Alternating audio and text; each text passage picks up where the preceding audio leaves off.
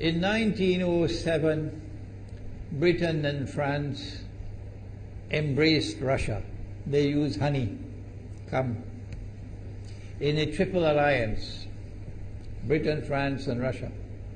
And the honey that they used to trap Russia was that if we win the war that's coming with the Ottoman Empire, you will get Constantinople, which is what Russia wants. But they promised Russia one thing through the front door, and they took it back through the back door, like what they did to the Arabs. These are people with PhDs in deception. If they tell you that the sun is shining, don't believe them. Go outside and look up in the sky, see whether the sun is shining.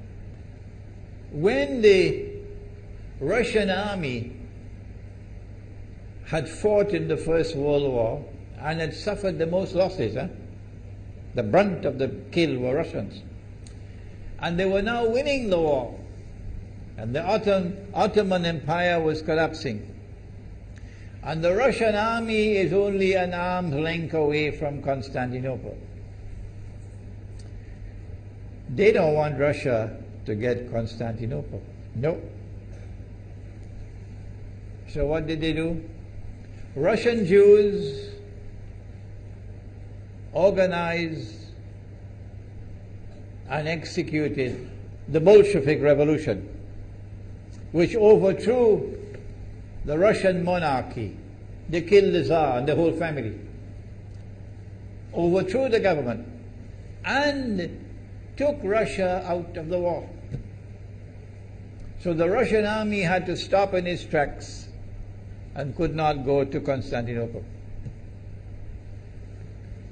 In other words, the Russian Jews stabbed Russia in the back. They did more than that. They brought communism. Communism is not Russian. These dum-dums don't understand that. Communism was created to destroy Russia. Why don't these dum-dums understand it? Communism is not Russian. Communism was created to destroy Russia, to destroy the Russian Orthodox Church. So they brought communism in the Soviet Union.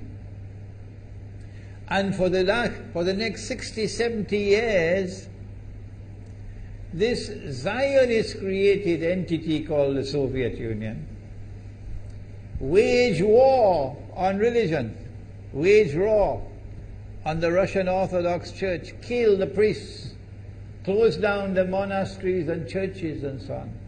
60, 70 years. And then, when the appropriate time came and Israel came into being, it is this same Soviet Union which opened the doors for millions of Russian Jews to now migrate to Israel. If you go to Israel today, you might believe you're in Russia. So many people speaking Russian. These are the Russian Jews. And then the Soviet Union, 6 years after Israel came into being, did something strange and mysterious. Crimea is Russian territory. Crimea is a part of Russia.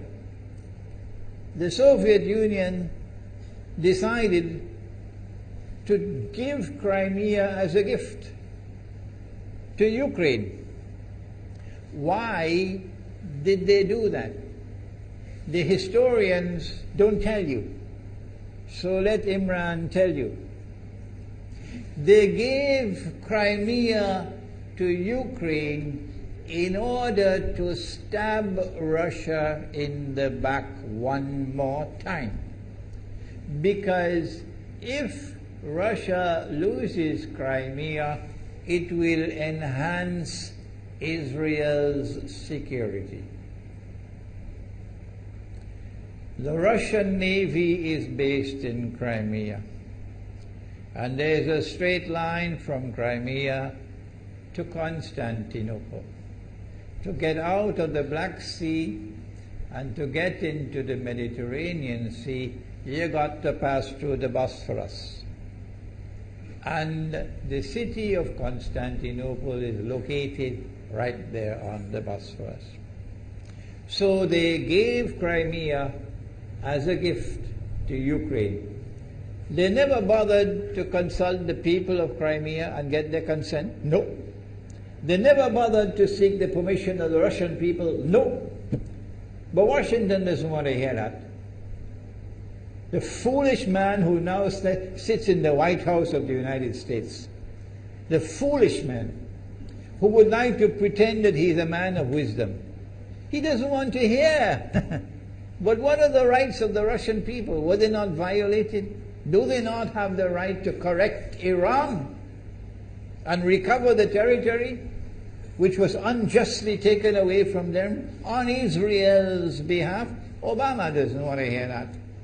It's inconvenient for them. But in this masjid, we will expose whether it's convenient to you or not. They did more than that. Not only did they give Crimea to Ukraine, but earlier on they gave eastern Ukraine. Eastern, part of it now eastern Ukraine was Russian. It was Russian. And the Soviet Union gave it as a gift to Ukraine. Why is it being given to Ukraine?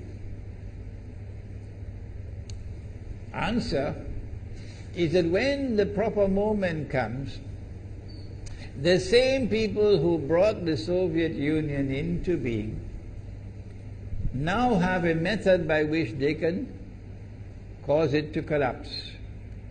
The method that they're using now in Venezuela, popular demonstrations, they did it in Egypt, they did it in Tunisia, they are masters of that. They did it with the Soviet Union. I used to think that the Soviet Union collapsed because of Allah, Allah's kindness. But I was wrong. No, it was the Zionists who brought down the Soviet Union because they didn't need it anymore. Like tomorrow they wouldn't need you anymore, Saudi Arabia. And they wouldn't need you anymore, Islamabad. When will you understand that? They'll just throw you to the dogs. You served them long enough. So they brought down the Soviet Union. Why? So that Ukraine might emerge as an independent state. That's danger for Russia. They prepared the way. And now Ukraine emerges as an independent state. So the rope is around Russia's neck now. And from that day, when the Soviet Union collapsed, until yesterday, the relationship between Russia and Ukraine was always problematic. But the people of Ukraine still had the good sense and wisdom to appoint a government that was pro-Russian. The Zionists decided it's time for us to use our, the street demonstrations. And last October, November, December, the world witnessed Caracas all over again.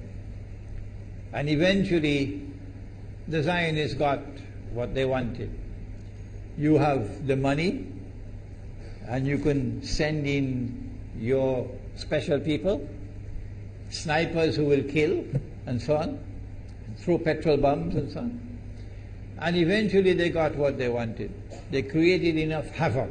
May Allah protect Malaysia from that. Ameen. Ameen. And the president of Ukraine fled. He's a democratically elected according to your method, Mr. Obama, according to your system. He's a legally elected president of Ukraine. And he had to flee. And these hypocrites in Washington and London and Paris who would like us to believe that they are honorable men. They are not. Instead of standing on the side of the legally appointed president and demanding the rule of law, they all showed their colors as hypocrites in immediately recognizing the new government in Ukraine. The new government in Ukraine is anti-Russian. That's what they wanted. That's why they brought down the Soviet Union, to bring in a Ukraine into being as an independent state, and then to eventually get an anti-Russian government in Ukraine. If by Allah's kindness Putin had not intervened and been so spectacularly successful, this is what the plan would have been. The new government in Ukraine would have joined NATO, and Russia could not stop it. And when the new government in Ukraine joined NATO, NATO will then send its armed forces into Ukraine. It could include nuclear weapons. Then Ukraine will pick a fight with Russia and decide that Russia must now vacate Crimea. Shut down your naval base. The rope is now tightened around your neck. Russia has to put its tail between its legs and withdraw its fleet, Black Sea Fleet, from Crimea. Russia is no longer a naval power. Crick crack, you finish. And Israel will celebrate. That was the master plan. But Allah planned, and Allah's plan was successful. And it is time for the Muslim world to recognize and to see, I cannot influence governments, so what can I do? Don't bother, you waste your time with governments. But the people can understand that this was Allah's plan. They planned, the enemy planned for so long, and at the last moment Allah intervened. And Putin was able to get the people of Crimea to vote in a referendum. And they voted 90-something% in favor of returning to Russia. They were a part of Russia, and they want to return to Russia. So Putin was successful in delivering to the Zionist movement the first defeat it has ever suffered, significant defeat, in the more than 100 years since the Zionist movement was established. If that is not a sign from Allah, it's time for you to wake up.